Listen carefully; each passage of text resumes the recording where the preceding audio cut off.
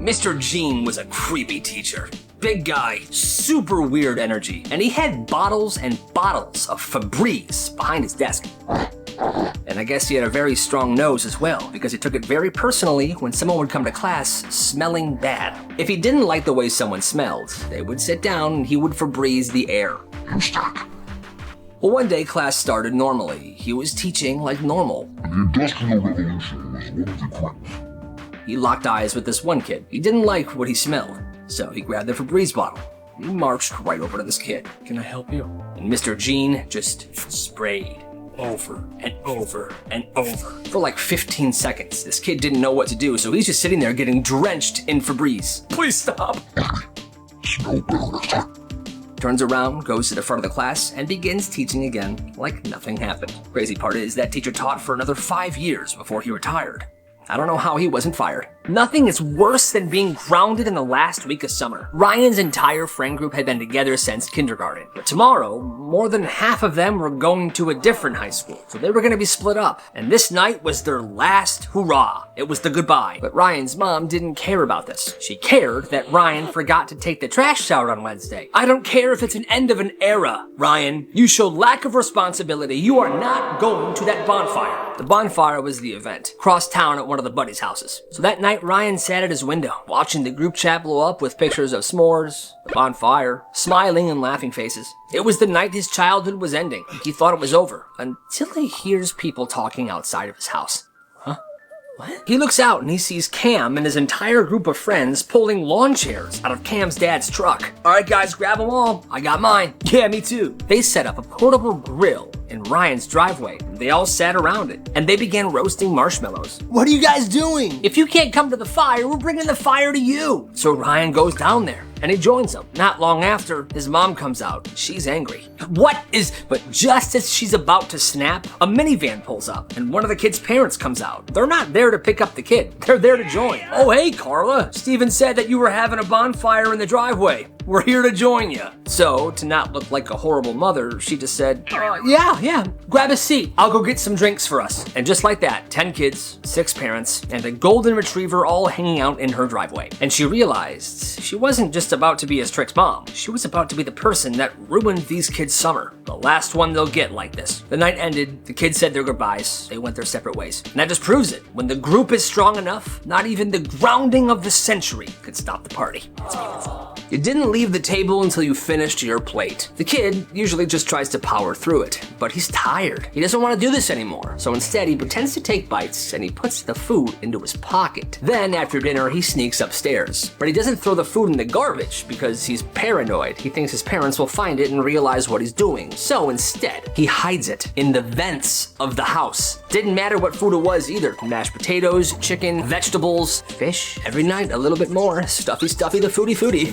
But his plate's always clean after dinner and his parents are happy. He's like, "This is a solid deal, cowabunga baby." Well, a week and a half go by and the house begins to smell horrific. His parents think there's a dead animal in the attic. They hire someone to come look, but there's no dead animal. Then they have the carpets cleaned, then the walls cleaned. The last thing they got checked was the vents. The guy pulls it open, he's looking. Yeah, there's a bunch of old rotten food in the vents. And everything kind of comes to light. The parents find out what the kid's been doing, but they feel bad. They're like, "Oh my God, we were forcing you to eat. You weren't hungry, you shoved the food in the vents. We're horrible parents." Well, maybe, kinda. Why would you force your kid to eat? Regardless, that rule stopped, and the house still smells a little bit like fish. There was this one sophomore named Gus, and Gus lived right next to the school. And every day, he would walk to the school with his pet goose. Not a joke, a real goose. "All right, come on, buddy."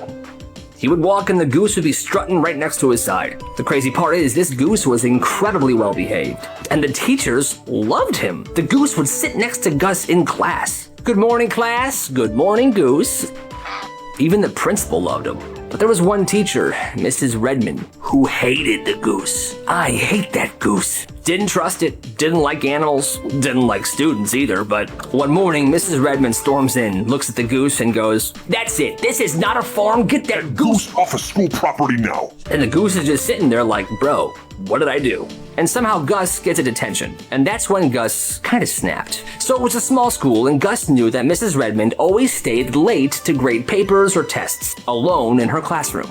So after school, Gus walked home. But before he left, he went into Mrs. Redmond's classroom. She wasn't in there yet. He put Goose in the back of the classroom. So when Mrs. Redmond finally walked into her classroom to grade papers, she sees the goose and she screams.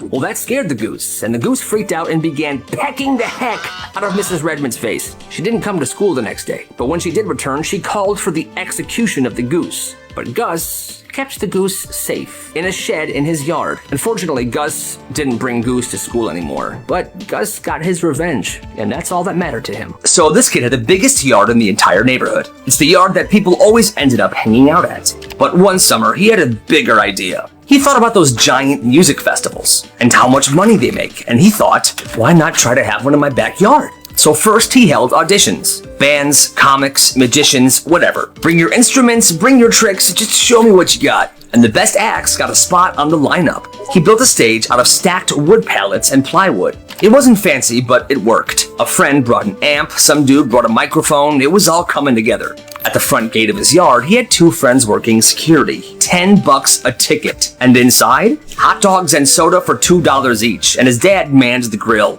That night, the whole frickin' neighborhood showed up. Parents, kids, even people he didn't know. And the band was crushing it. Folding chairs around the bonfire, people dancing to the music. It was a beautiful sight. By the end of the night, they had made a really good amount of money. And he thought to himself, I'm gonna put this money towards doing it again next year. And that's exactly what he did. The next year, it happened again. Bigger and better. And he kept doing it. It wasn't just a big party. It became a tradition for the entire neighborhood. And they loved it. You gotta respect the hustle. Have a good day, sweetie. Don't miss the bus. I won't. He waves, he shuts the door, he walks down the street, and he pulls out his phone and he calls the school. Hi, this is Mr. Thompson. My son's gonna be sick today. Johnny Thompson? Okay, sorry to hear that. I'll mark him down his absent. Have a great day. He then walks to the local store, buys a bunch of candy, and he hangs out at the park. Meanwhile, his mom and his dad had just finished a morning appointment. Hey, since we're both off work today, let's go surprise Johnny with some lunch. That's a great idea. We'll get him some Wendy's and we'll drop it off at the office. We'll have him come down and say hi. Perfect. They get the Wendy's, they pull into the school parking lot, and they walk into the front office with a brown Wendy's bag and a Frosty. Great parents. Hi, we're here to drop this off for Johnny, our son, Johnny Thompson. Johnny's not here today. What? Oh yeah, Mr. Thompson called in this morning. He's sick. I'm Mr. Thompson. No, I did not, and no, he is not. Oh, boy. Now cut to Johnny, their kid, in the park, playing phones on his game and eating candy like he's a freaking king. His mom calls him, and he doesn't even think at first. Hey, Mom, what? I know what you did. No, man. He then goes home. His parents come home with the cold Wendy's and the melted Frosty. Johnny was grounded, but they still let him eat the Wendy's.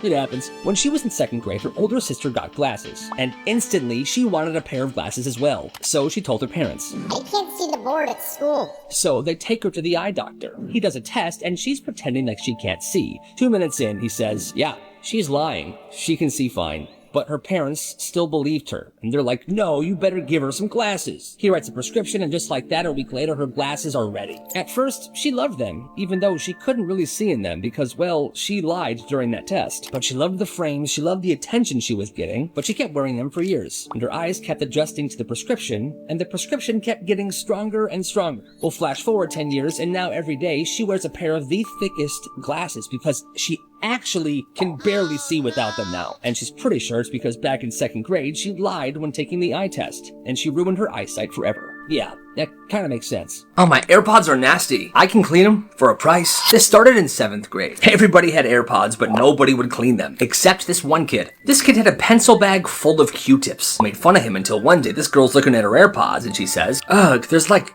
gunk in here. It's disgusting. And he goes, I can clean that, $1. She laughs, but he's already pulling out his cleaning kit. Toothpick, soft cloth, Q-tip, disinfectant swab. He's wiping it down like a surgeon. There. Oh my god, they look brand new. I know. Next day during lunch, a line is forming. People are handing over cash. You do pros too? Absolutely. What about these? Bro, these are knockoffs. I'll do them for 50 cents for you. Like I said, he keeps the tools in a pencil case and he has his cleaning services during lunch. He even sprays them with a minty finish. Then the math teacher walks up. Hey boyo, I hear you're the kid that cleans the AirPods. You heard right. Can you do these? Yeah. And Mr. Johnson, for you, these are on the house. By the end of the semester, he had made $180 from this business, which is a little over 180 AirPods cleaned. And he made all this money from cotton swabbing earwax out of AirPods. You gotta respect the hustle. This teacher's so mean. This kid was 12 years old and he was trying really hard in art class. The whole week he's working on this fruit bowl sketch. He's carefully shading it, blending colors, he's doing his best. Well, he's getting almost close to being done, and he's proud of this. He walks up to the teacher and he says, "Hey, Miss Reynolds, you think I'm doing okay on this?" She takes one look, she smirks, and says this out loud in front of the entire class. "It would be good if a 5-year-old did it." What? You heard me? No one even laughs at this. Even the class clown is sitting there in complete silence, just looking at him. He goes back to his desk, his face is red, and he just rips the painting in half.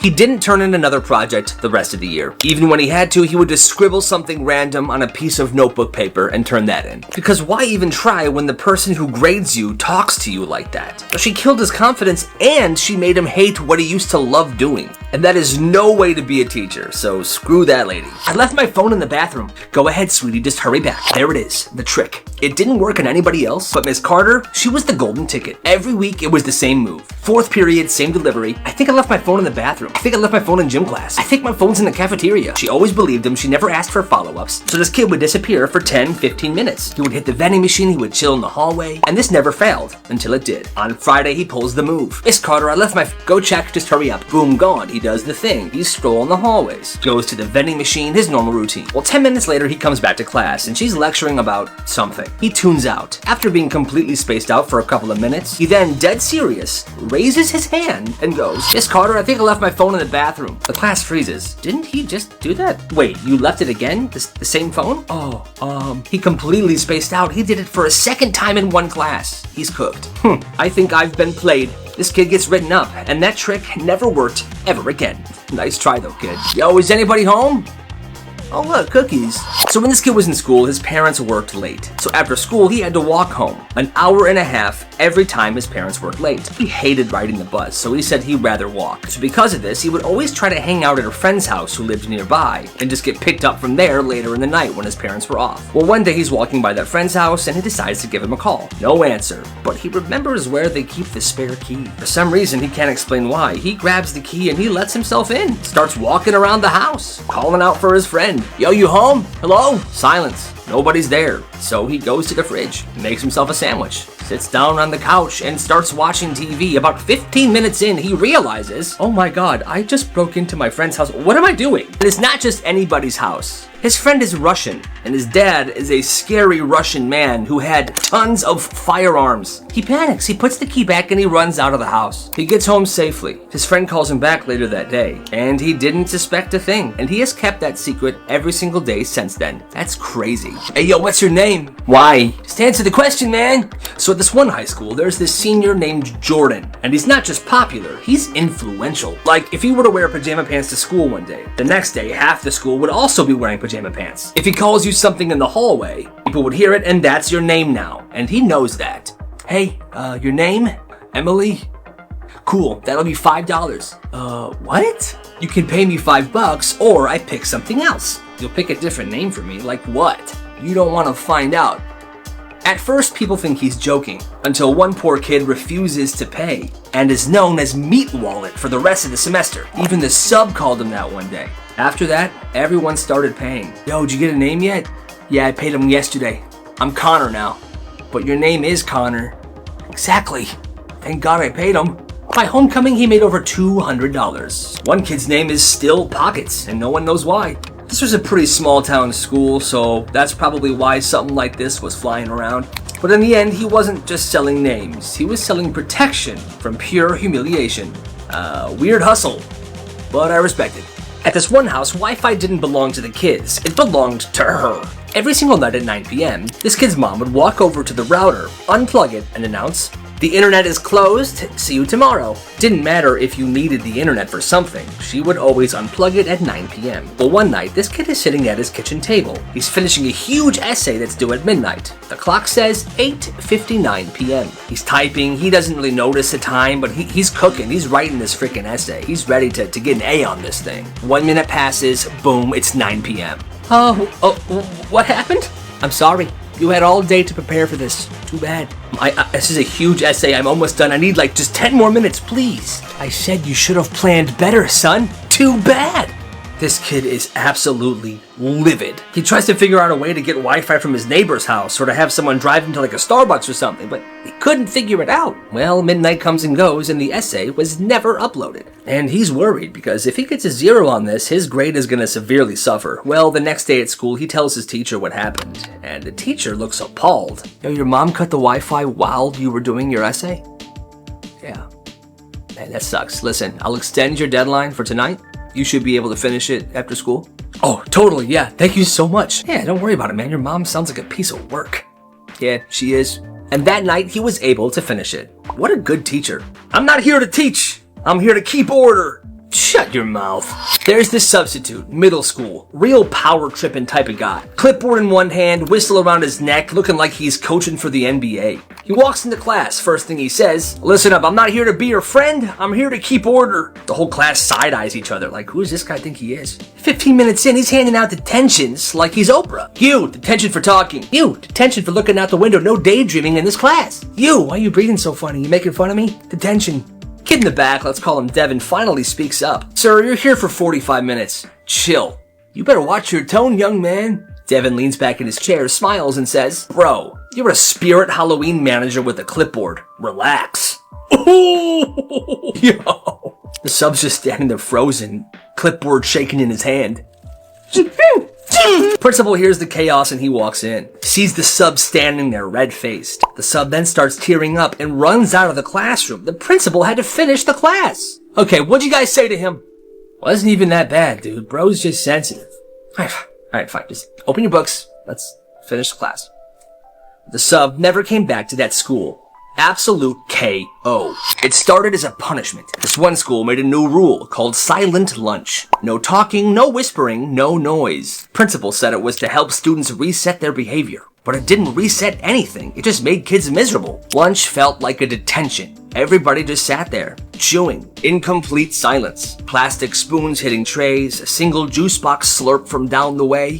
This one kid, he had an idea. The next day, he walked in quietly. He opened his lunchbox, and he pressed a button on this little speaker.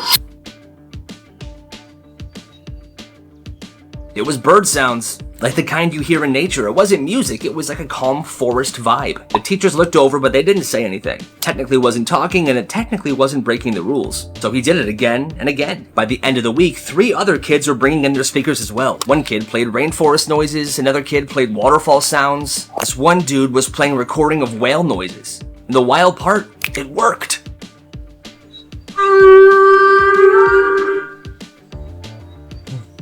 The lunchroom got calmer, but not in a weird way. It felt peaceful. Students were sitting in silence, eating to ambient waterfall loops and jungle bird noises. The teachers were like, honestly, this is not bad.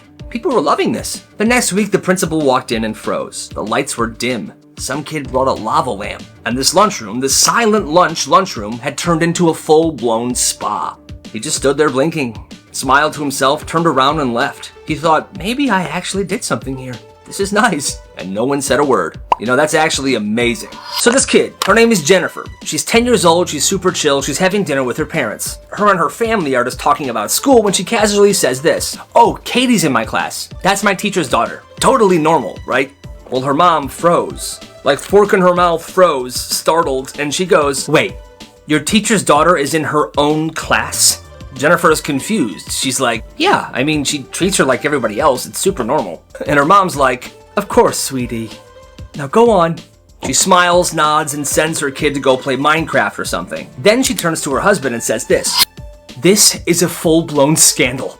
She starts talking about how this teacher's kid has unfair advantages, like secret access to test answers and stuff like that, like it's a freaking crime show. Her husband's just trying to eat, and he goes, are we sure this is a big deal? Well, apparently that was the wrong move. You're not even willing to stand up for your own daughter? What do you say? And then the next morning, she wakes up and she emails the entire 5th grade team at that school, saying that this kid being in her class is incredibly unfair and that she's gonna go to the principal, calling it a terrible case of nepotism, which is just a fancy word for playing favorites, even though there's literally no proof that this teacher is playing favorites at all. She even CC'd her husband on the email. He reads it and he's like, "Yo, you really sent that email? Are you kidding me?" She said that when her husband said that, she got so mad she left the room. Way too disrespectful. You're being a terrible father. Now, it's incredibly awkward for this entire family. The husband is not talking to his wife. He's super pissed because she's being absolutely crazy. There's nothing wrong with a teacher having her own daughter in the classroom. Like, it has nothing to do with them. Jennifer's kind of like, what is going on? She said it's been awkward for her in class as well. And this entire time, the mom is walking around like, I can't believe no one sees what's happening here. This is a scandal. No, it's not. What do you guys think? I'll give her a clean 7. Could have been worse. 7. Generous.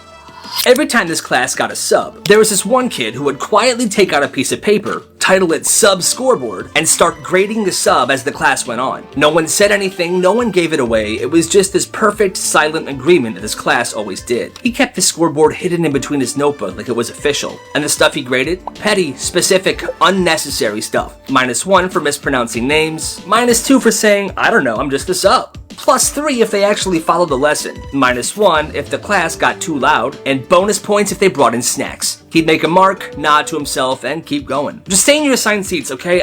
I don't know, I'm just a sub. Then at the end of the class, right before the bell, he would walk up, fold the paper once, and hand it to the sub. Final score, 7 out of 10. Not bad. Some subs laughed, some were not amused at all, and one time this sub read the paper, looks at the kid and says, "You think you're funny? Let's see if the principal thinks this is funny." The kid just blinks, grabs the paper back, and adds 1 more score. -5, no sense of humor. He folds it again, hands it back, and he walks away. That kid is hilarious. Wait, is he breathing? No, he's fine. He's built for this. This kid walks into class one day, and he realizes there's a quiz. Well, he didn't study at all. So instead of taking a 0, he decides to take a gamble. You see, there was this massive beanbag chair in the back of the classroom. Like one of those giant overstuffed ones that sinks when you sit in it, almost like it's quicksand. Well, this kid, he was small. Like strategically small, you know? The kind of kid who can blend in anywhere if he wanted to. So he gets into class a little bit early. He looks at the beanbag, and then he looks at the clock. Oh. Okay. And he just goes for it. He walks to the back of the room, lowers himself in the beanbag, and just disappears.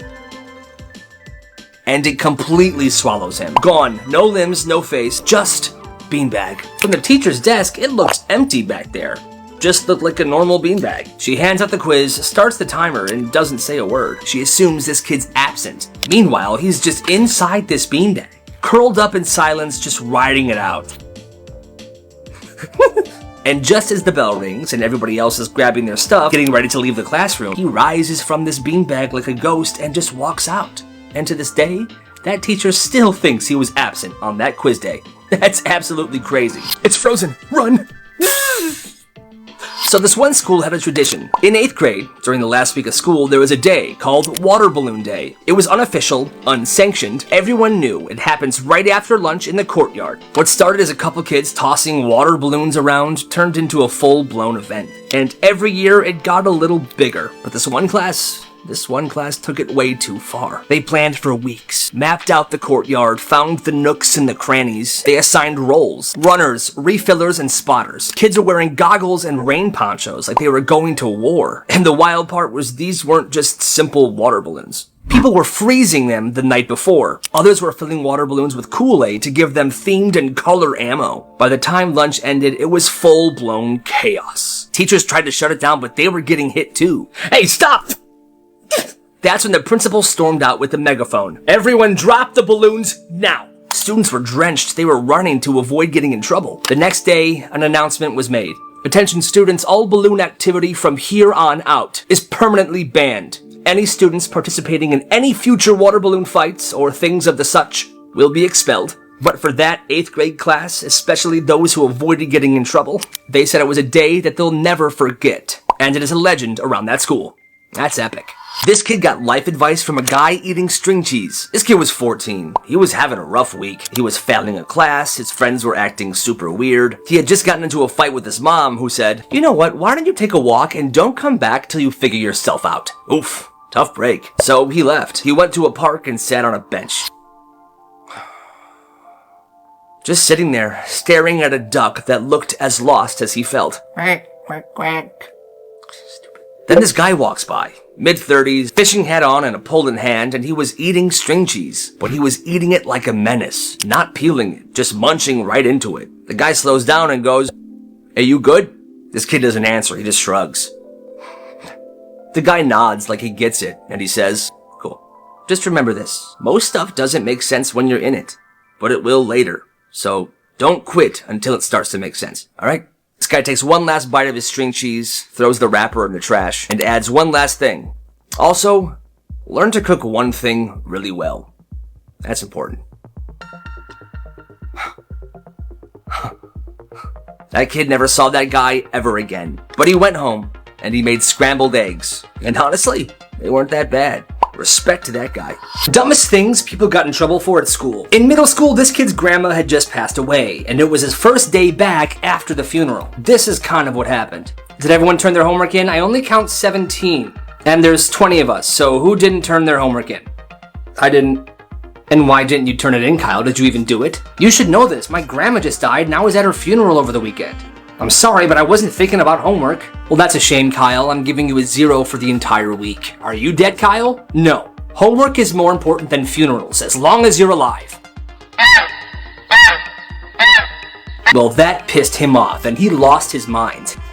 You are an absolute bitch. My grandma just died. She was my favorite person in the entire world, and I was at her funeral over the weekend, and now you're punishing me for not doing some stupid math assignment? Screw you.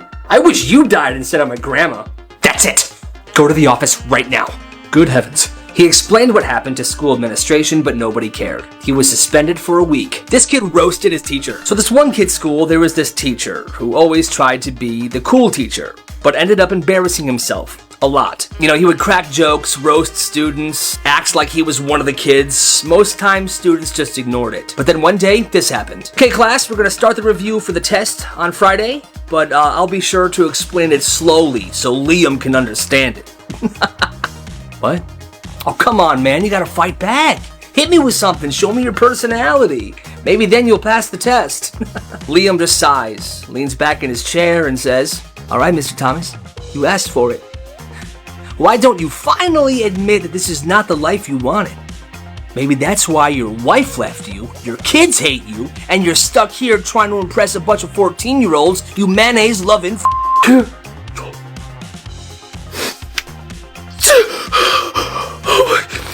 Get it together. Here's a crazy McDonald's story. So the person that shared this said that she used to work at McDonald's. Well, this lady pulls through and orders a large high C. The girl working the drive-thru said that when they pulled up to pay and get their drink, she heard a lot of people in the car giggling, but she didn't really think too much of it. So she takes her money. All right, that's $2.50. Thank you. And here's your drink. Then, not even 2 seconds later, as she was turning around, she heard the lady in the car scream, "Fire in the hole!" The woman in the car then threw the large drink directly at the drive-thru worker. But somehow the worker was quick, and she managed to ninja chop that cup directly back into that person's car. Oh! It's all over me! The customer who threw the cup then got very mad and demanded that she speak to a manager. I want to speak to a manager right now. This is unacceptable. The drive-thru worker then tells her manager what happened. They banned her from that McDonald's for the rest of her life. Phone দিয়ে যেতেছি তুমি ফোনই ধরো না, তোমার phone ধরার কোনো নামই নাই, কোনো কথা, তোমার ফোন ধরো না কেন? এবারে এক্সামের প্রিপারেশন কিরকম তোদের? আমি তো খুবই এক্সাইটেড, কারণ আমার প্রিপারেশন খুবই ভালো। জিসান দরজা খোল। বুঝতেছি না।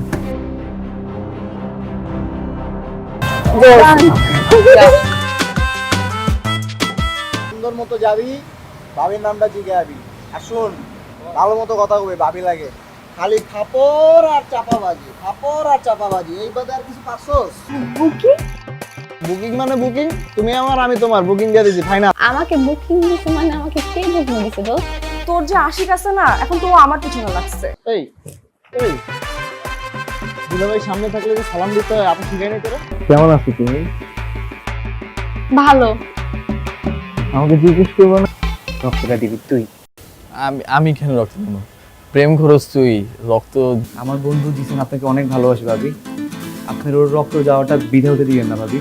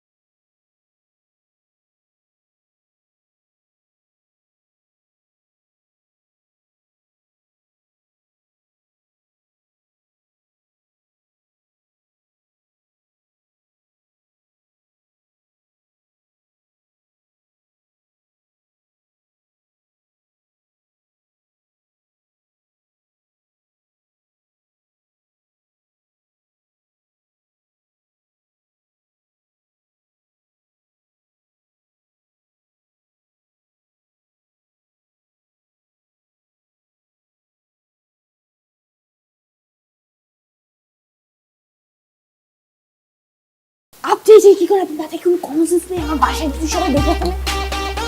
রাত 10টায় আমি ফোন দিব, আর একবারের বেশি যদি রিং হয়। মামা, মালটা তো জোস। সরি সরি সরি ভাবি। তুই যা, তুই পারবি, তুই যা। দেখ কিভাবে কই। সেটিং মেটিং নাই তো? সেটিং মানে বুঝো না, প্রেম প্রীতি। ও তো আমাদের ভাবি হয়, ওই হিসাবে আমাদের বিয়ে হিসাব আপনি। আচ্ছা দাঁড়া, ওয়েট কর, আমাকে একটু ভাবতে দে, দেখি কি করা যায়। দোস্ত তুই থাক, আমি যাই। আমি থাকবো মানে? তুই থাক দোস্ত। রক্ত লাগবে রে। রক্ত? আসবো না মানে? হ্যাঁ তাই তো শুনলাম। আসবো না, ঠিক আছে, দেখতেছি ব্যাপারটা। যাও। কি রে, তুই কোচিং এ যাস না কেন? দোস্ত আমি কোচিং এ কিভাবে যাব বল? এই গুন্ডাটা যে আমাকে ডিস্টার্ব করে, তুই দেখতেই তো পারছস, ডেইলি আমার পিছনে লাগে থাকে। আমার ভালোবাসার গল্পটা অপূর্ণ রয়ে গেল। গলবে, পাখির মন গলবে, এমন মন্ত্র দেব। এভাবে রাস্তাঘাটে একটা মেয়েকে উত্তক্ত করে আর নিজের গায়ে রক্ত দিয়ে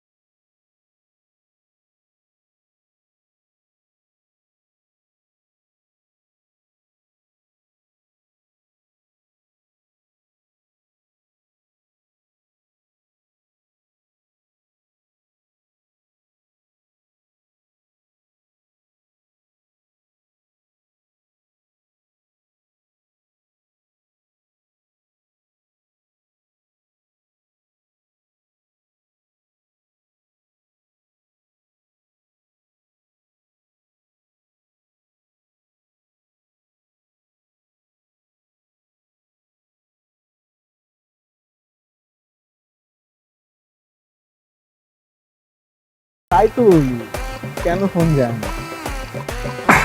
না, তোমার নাম্বারটা তাড়াতাড়ি করে বলো। ঘন্টার পর তো গার্লফ্রেন্ডের লেগে ওয়েট করতে পারো, আর বন্ধুর লেগে 2 মিনিট ওয়েট করতে পারবা না?